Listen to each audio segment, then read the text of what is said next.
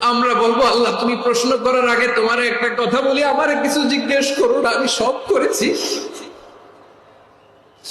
এমন কোন পাপ নাই যে পাপ আমারে দিয়ে হয় নাই। তোমার রহমত দিয়ে তুমি জান্নাতে পাঠাবা, তোমার দয়ায় জান্নাতে যেতে চাই, আমল দিয়ে না। পারবেন বলতে?